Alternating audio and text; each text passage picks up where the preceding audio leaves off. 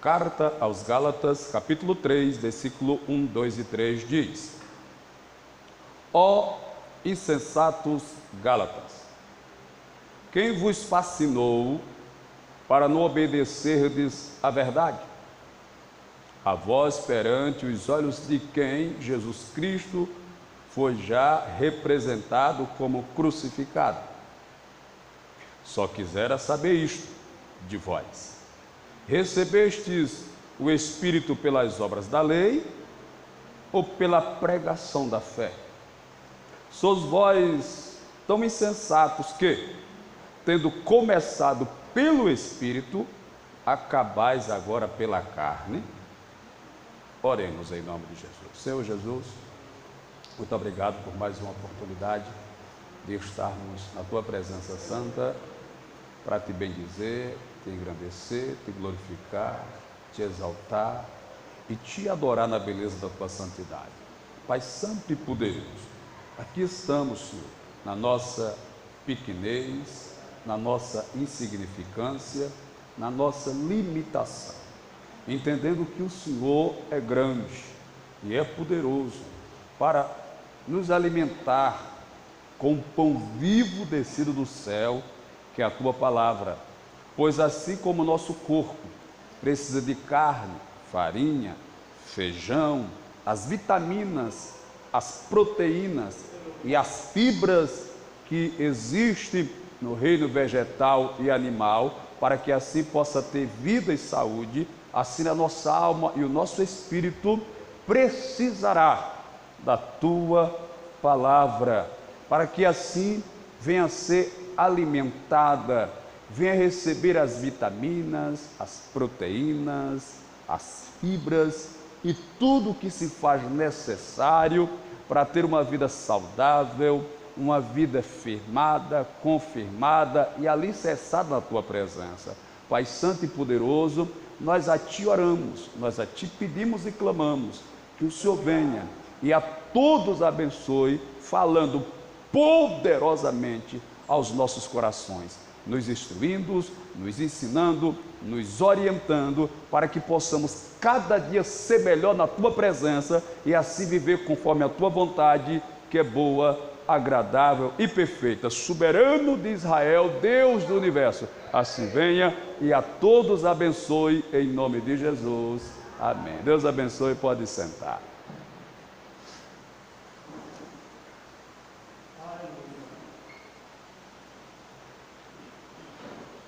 A existência humana passa por 4 fases, no mínimo 4. A sua existência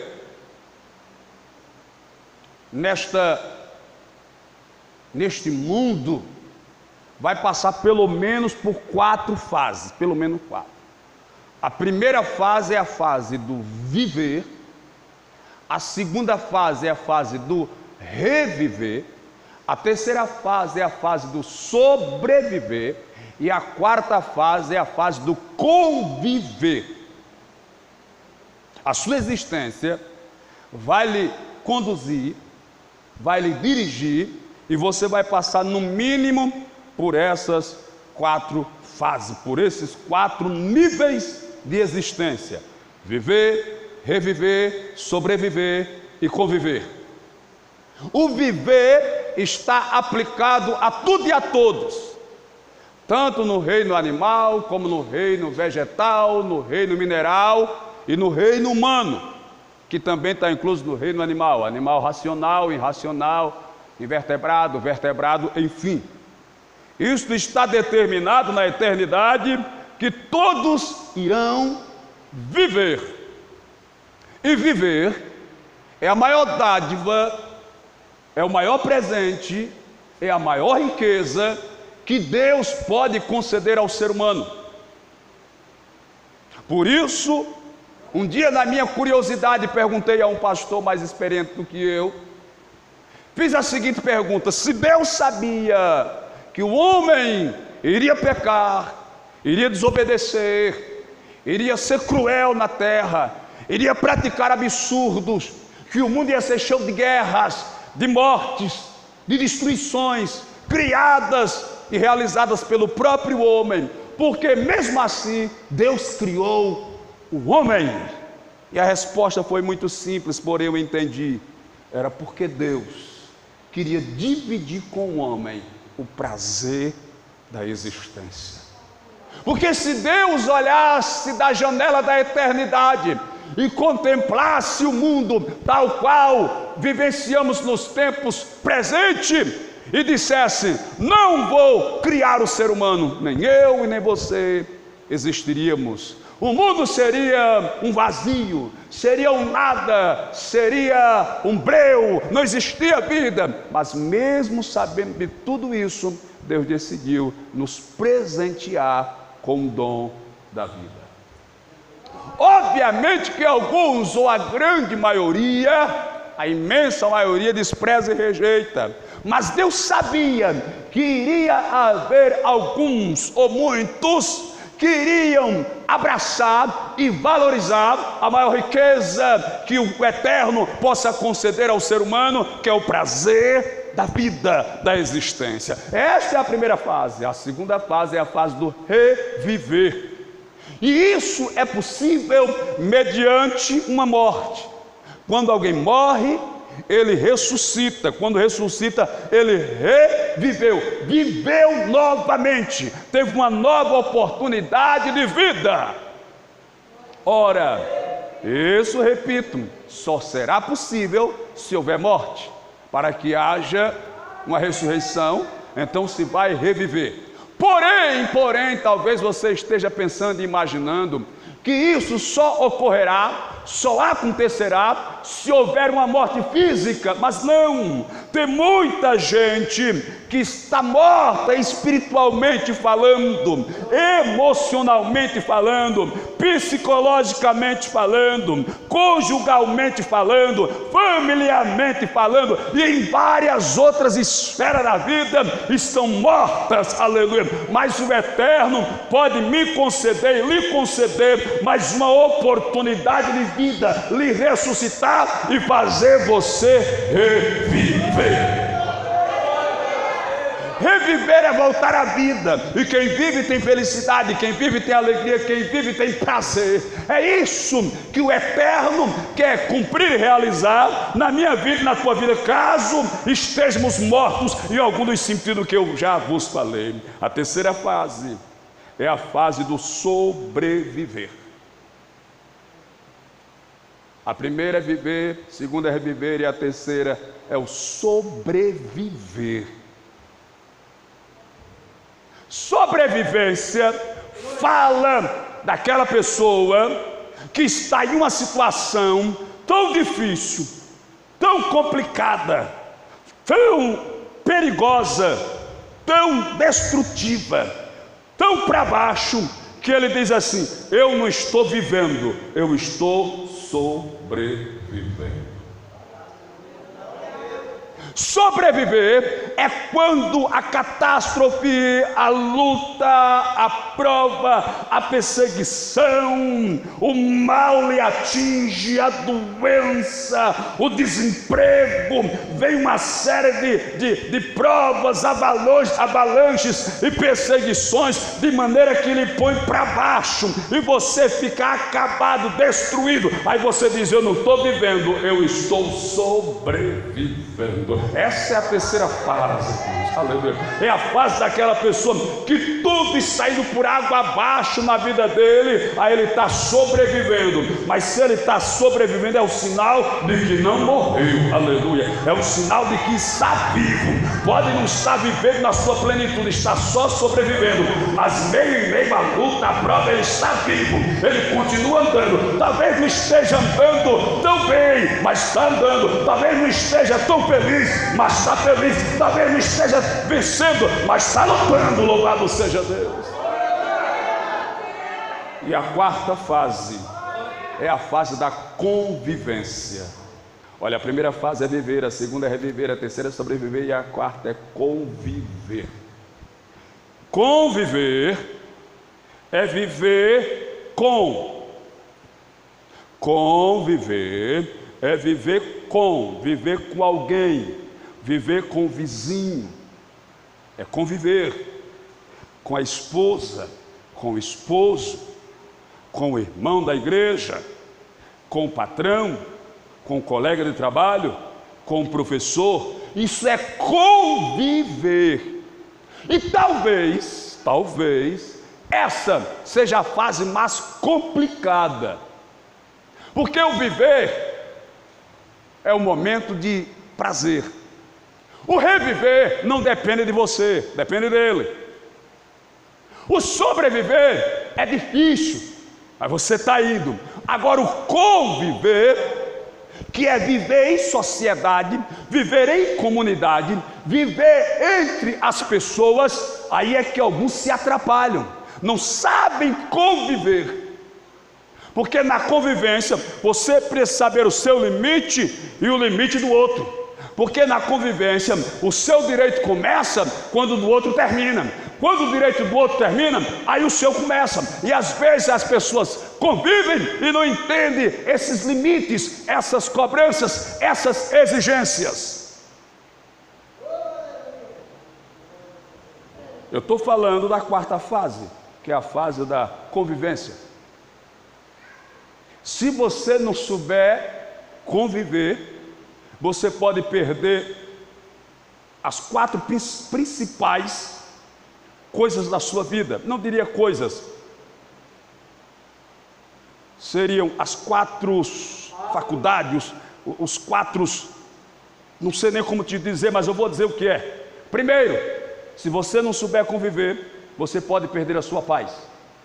Segundo, você pode perder a sua saúde. Terceiro, você pode perder a sua liberdade. E quarto, você pode perder a sua vida. Se você não souber conviver, você pode perder a sua paz, você pode perder a sua saúde, você pode perder a sua liberdade e você pode perder a sua vida. Esse foi um dos conselhos que eu já dei para os meus filhos.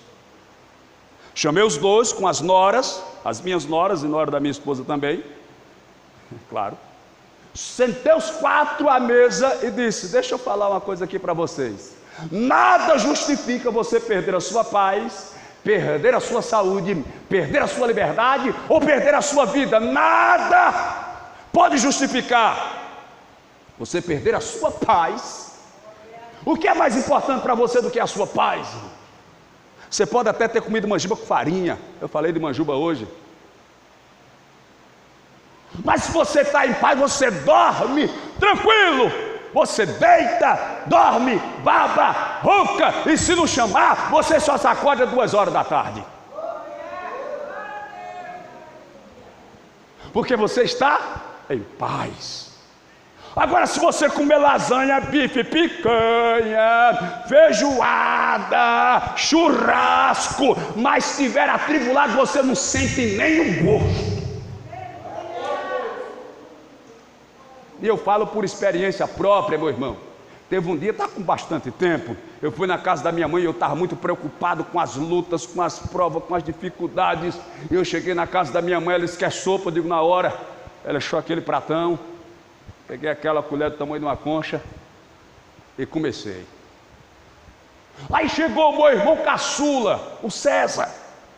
Ela gosta muito dele, é o caçula, isso é justo. Tu quer sopa, César? Ele disse: na hora. Não sei nem se foi no prato que ela colocou para ele. Quando ele pegou a primeira colher de sopa, colocou na boca aqui com medo, disse: mãe, a sopa está azeda. Eu disse: misericórdia, já tinha tomado quase a metade da sopa e não percebi, não senti que a sopa estava azeda. Quando você está preocupado, angustiado, você não sente nem o sabor da comida, irmão.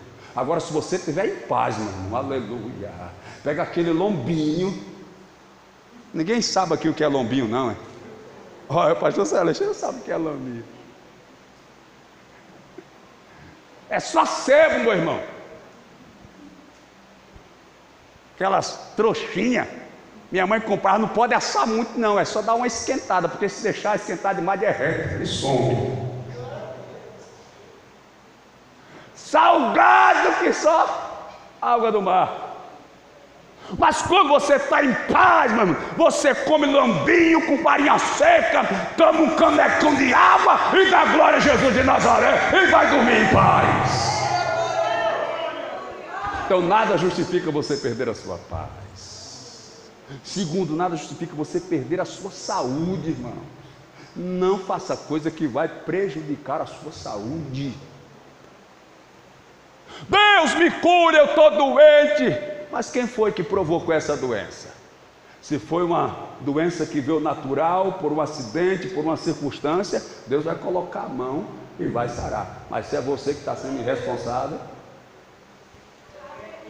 se é você que está... Porque o doutor já disse, meu irmão, olhe, maneira no açúcar.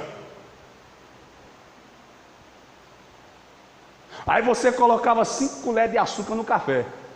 Se mulher maneira, só coloca 4,5. Maneira no sal. Aí a mulher faz a comida lá com sal levezinho. Ele pega o cambuco de sal. A mulher diz para ele: tome. Aí depois vai reclamar com Deus. Eu aprendi isso com o pastor João Vianney.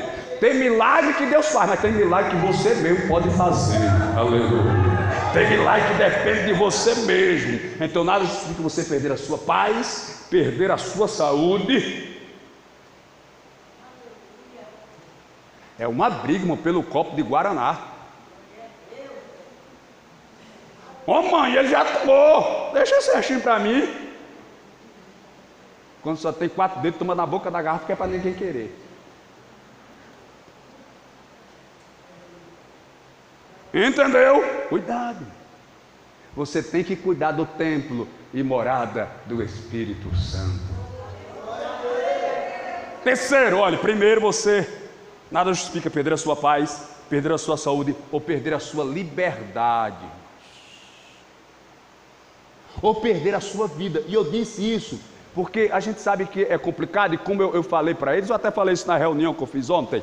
Eu chamei eles e disse: ó, se por acaso amanhã vocês se desentenderem por alguma situação, alguma questão, errar, fizer alguma bobagem, procure cada um o seu caminho. Não vão querer fazer justiça, querer agir, querer fazer, querer... Não! Nada vai justificar você perder a sua paz, a sua saúde, a sua liberdade ou a sua vida. Nada, irmãos. Nada é mais importante do que isso na vida do ser humano. Nada. E eu vou trazer alguma coisa do que eu falei ontem na reunião, porque na verdade... eu pedi para vir, principalmente dirigente de conjunto, dirigente de congregação, principalmente, porque Maceió, união nas congregações, mas isso é normal eu passar hoje para os irmãos, porque não é mistério, não é segredo, é orientação. Só você ter cuidado sobre as questões da vida, para não se envolver em questões desnecessárias, brigas desnecessárias. Um dos pedidos que eu fiz, e foi o pedido que eu fiz, foi que eles evitassem contendas, brigas, discussões no meio da comunidade. Eu até contei a história, mais uma dos meus filhos. Um dia eles chegaram para mim, tinha terminado um culto, estávamos em casa com um grupo de jovens, lá em Maceió ainda, e de repente eles começaram a fazer pergunta, e um dos meus filhos perguntou assim para mim: pai, se alguém viesse bater na gente, o que era que o senhor faria? Essa foi a pergunta. Penso eu, porque eles sabiam que antes eu fazia artes marciais, gostava de fazer luta e tal. Apesar disso, nunca briguei na rua, porque o professor que a gente tinha nos orientava: olha, você não pode estar brigando na rua, se brigar na rua, eu não ensino mais. Isso aqui não é para estar brigando, não é para estar dando onda valentão, não. Nunca precisei brigar na rua. A gente fazia aquilo por um esporte, para saúde, enfim. Aí ele fez essa pergunta para mim, eu respondi assim, preste atenção: ninguém vai querer bater em vocês se vocês não fizeram alguma coisa de errado. Para alguém querer bater em vocês, precisaria ter um motivo. Vocês teriam que ter feito alguma coisa para alguém vir bater em você, porque ninguém vai bater no filho de ninguém sem motivo. No mínimo, a pessoa é doida, tem problema mental. Então o motivo é que é louco, é maluco. O que vocês precisam fazer é evitar todo e qualquer tipo de problema, para que não seja necessário colocar o pai de vocês em confusão, em briga. Por quê? Porque se eu for tomar satisfação com alguém que quer bater em vocês, pode ser que a gente brigue. Pode ser que eu bata nele ou ele bata em mim. Se ele bater em mim, eu vou ficar desmoralizado. Se eu bater nele, eu vou viver assustado, preocupado, porque ele pode pagar alguém ou contratar alguém ou ficar escondido numa esquina com açúcar tempero. Aí eu não vou viver em paz. Se eu matar ele, ou vou ser preso, ou vou viver fugindo e abandonar vocês. Se ele me matar, vocês ficam sem pai. Então, o que vocês têm que fazer é evitar o problema. Fugir do problema é a questão da convivência. É saber conviver. É saber evitar o problema antes que ele aconteça, antes que ele venha, antes que ele chegue. Então, seguindo essa linha de raciocínio, a Bíblia nos diz em Mateus 5, se eu não me engano, versículo 9: bem-aventurados pacificadores, porque eles serão chamados filhos de Deus. Uma pessoa que pacifica é uma pessoa que promove paz. Bem-aventurado pacificador, aquela pessoa que promove paz. Porque se tu tem um amigo, meu irmão, se tu tem uma amiga, minha irmã, que fica te provocando, que fica atiçando, que fica te debochando para tu entrar na confusão, sai de perto, meu irmão. Isso aí não é amigo não, isso é amigo do cão. Como é que o teu amigo fica te empurrando para a briga, fica te empurrando, te provocando para tu entrar em confusão? Que amigo é esse? O amigo é aquele que vai chegar perto de você, no meio da tormenta, da confusão, e vai dizer assim: não vale a pena não, rapaz, tu vai perder a tua paz porque não merece, tu vai perder a tua tranquilidade, tu vai destruir a tua vida porque não está nem aí. Faça isso não, não vale a pena, vai para casa, vai dormir, vai descansar. Principalmente eu e você que somos crentes, deixa que o Senhor, o justo juiz, tomará providência.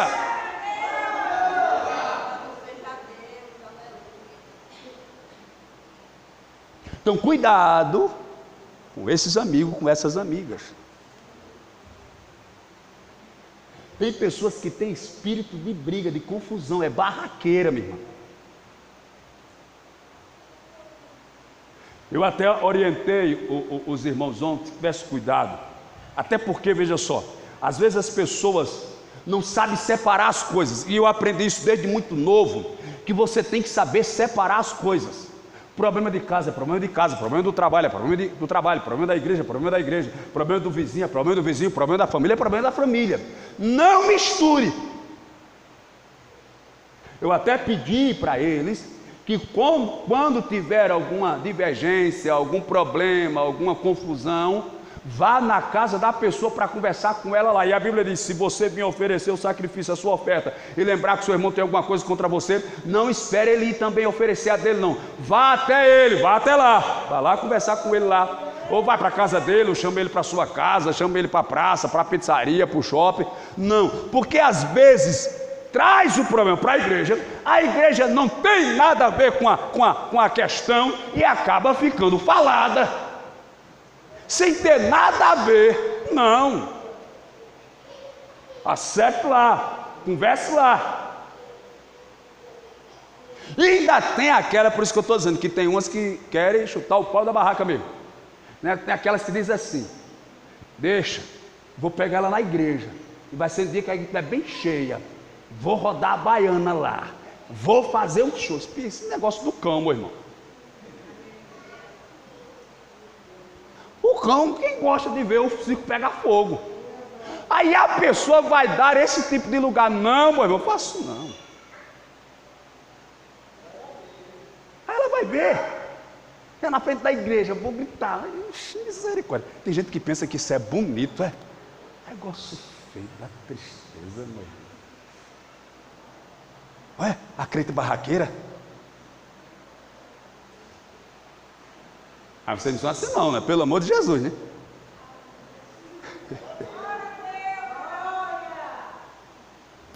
Bem-aventurados pacificadores, porque eles serão chamados filhos de Deus.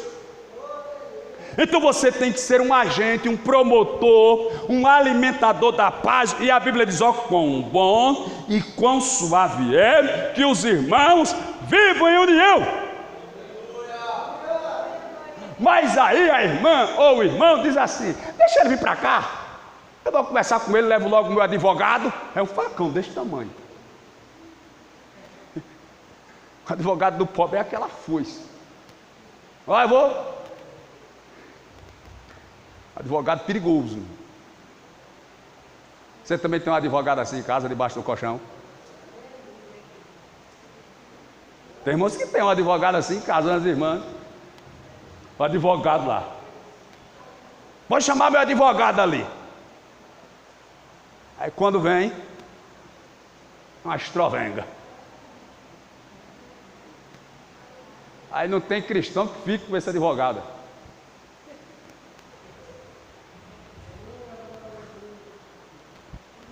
Eu estou trazendo uma palavra, irmãos, para que a gente entenda que a melhor coisa que existe na vida é paz, saúde, liberdade e vida. Mas para você desfrutar disso, se faz necessário sacrifício. Você tem que controlar a sua raiva, a sua tristeza, você tem que suportar a humilhação, suportar a calúnia. Eu repito o que eu falei aqui, olha: nada que falarem de mal contra você, me caluniando, me humilhando, nada vai impedir o que Deus determinou para a sua vida. Nada impede, irmão. Nada. Então descansa.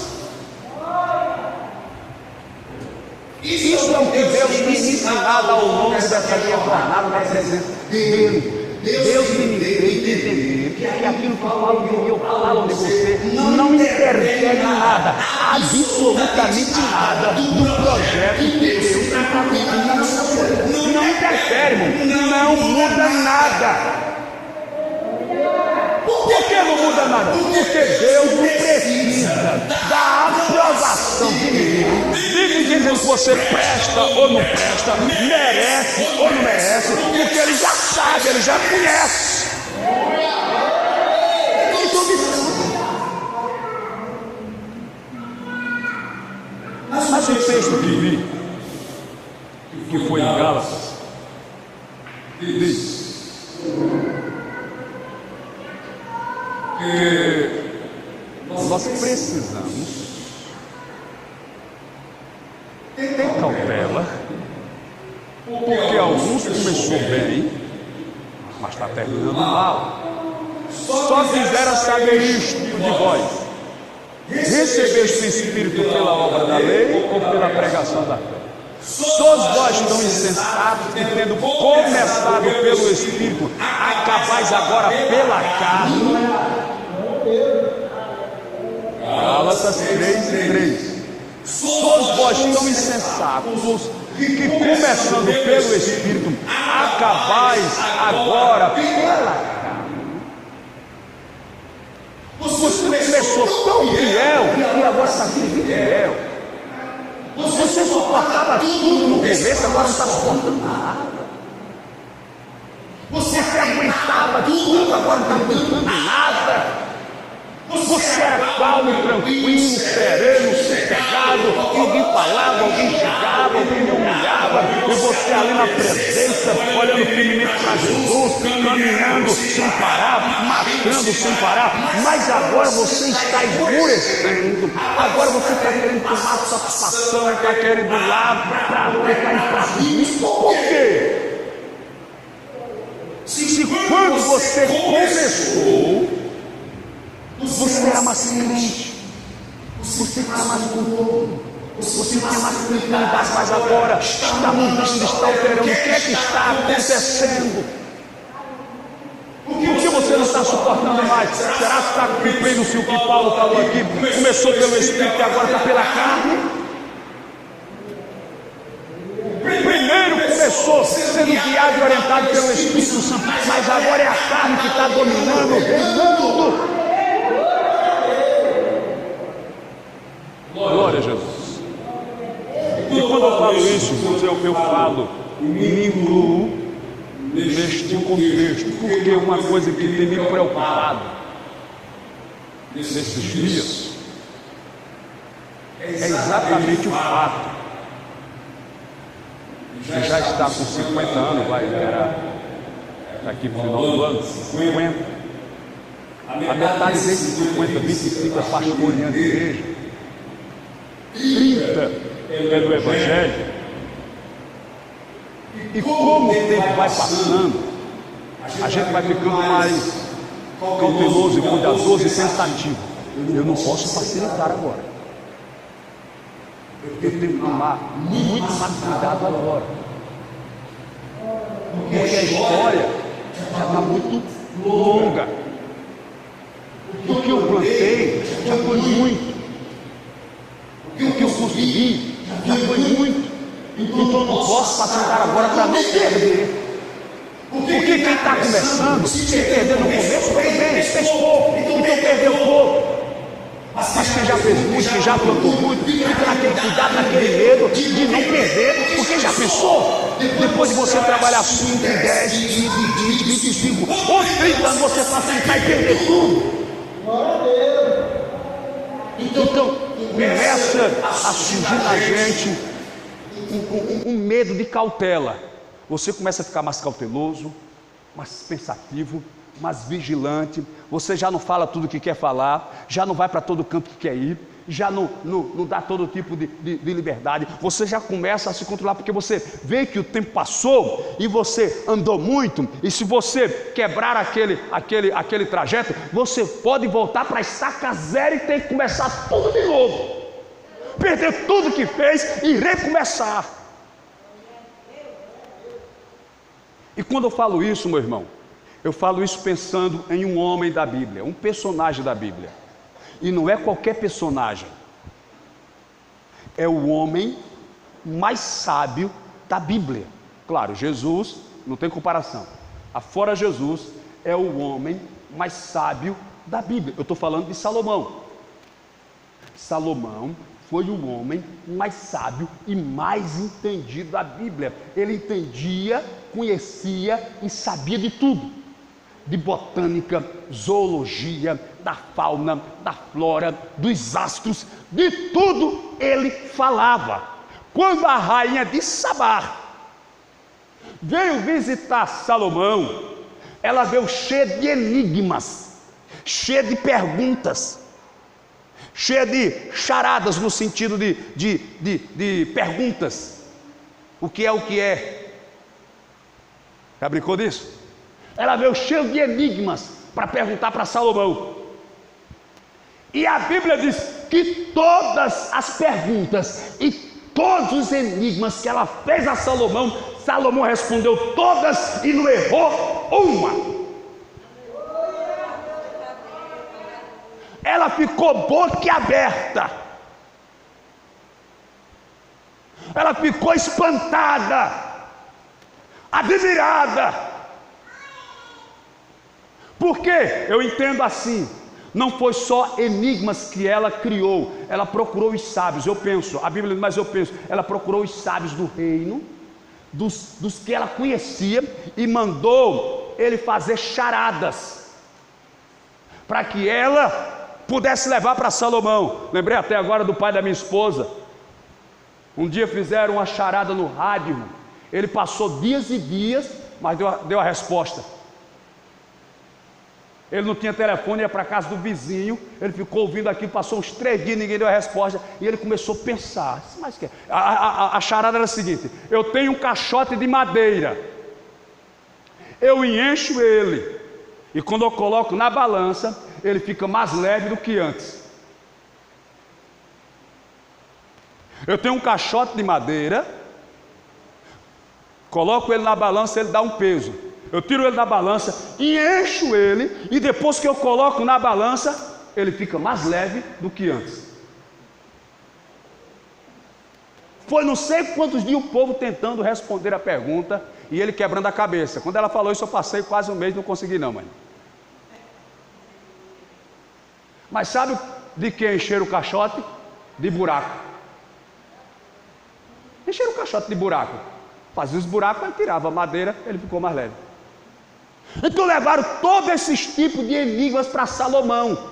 E Salomão respondeu todo. Ele não parava para pensar assim 1 hora, 2 horas, um dia na letrinha. Era na tala, irmãos. Era na hora. Ela conferia lá na cola, porque ela levou o gabarito para conferir. Quando ele respondeu, está certo. Agora eu quero ver você acertar essa. Diga. E essa aqui? É assim. Está certo. Aí a Bíblia diz que ela ficou tão estupefatada que disse assim: eu estava esperando que você sabia muita coisa, mas você sabe mais do que o que me disseram. Porque normalmente alguém fala bem de mim ou de vocês, aí quando alguém lhe conhece, aí diz assim: também não é lá essas coisas todas não. Acrescentaram. Também não canta lá isso tudo, também não prega lá isso tudo não. Agora com Salomão foi o contrário. Contaram para Salomão e ela pensou que as pessoas estavam aumentando a história sobre Salomão. Quando ela chegou ali, não falaram nem a metade. Aleluia! Não chegou nem perto. Tu sobrepujasse, tu fosse além do que eu estava esperando. Pois é, irmãos, esse homem tão sábio, tão inteligente, tão preparado, tão gabaritado. Eu não vou lembrar da referência, mas procura a história de Salomão e você vai ver que nos finais dos dias de Salomão, ele adorou deuses estranhos. No final da vida de Salomão, nos últimos dias, Salomão foi adorar Deus estranho. Por isso Paulo disse: vós sois tão insensatos que, tendo começado pelo Espírito, estás terminando agora pela carne. Então é isso que eu e os amados precisamos entender, porque o que vale no Evangelho não é o começo, é o final. Aquele que perseverar até o fim será salvo, está na Bíblia. Ser fiel até a morte e dar-te a coroa da vida. Porque senão você vai lutar, vai pelejar, vai se esforçar, vai desprezar o mundo, os prazeres da carne, os prazeres do pecado. Aí quando faltar 1 ano, quando faltar 6 meses, quando faltar 1 mês, quando faltar 1 semana, quando faltar 1 dia para Jesus voltar, aí você vai se quebrar, meu irmão. Como nem eu nem você sabemos nem o dia nem a hora, precisamos estar preparados, precisamos estar vigilantes, porque a qualquer momento ele vai voltar. Então que Deus abençoe a todos em nome do Senhor. Chegamos no nosso horário, mas lembre-se, irmãos, evite problemas, evite intrigas, evite brigas, evite confusão, saia por errado se for preciso, perca dinheiro se for preciso, não se preocupe se vão lhe humilhar, porque a Bíblia diz que os humilhados serão exaltados. Permaneça firme, porque Deus vai te abençoar, vai te dar vitória. Amém? Fique de pé, por bondade.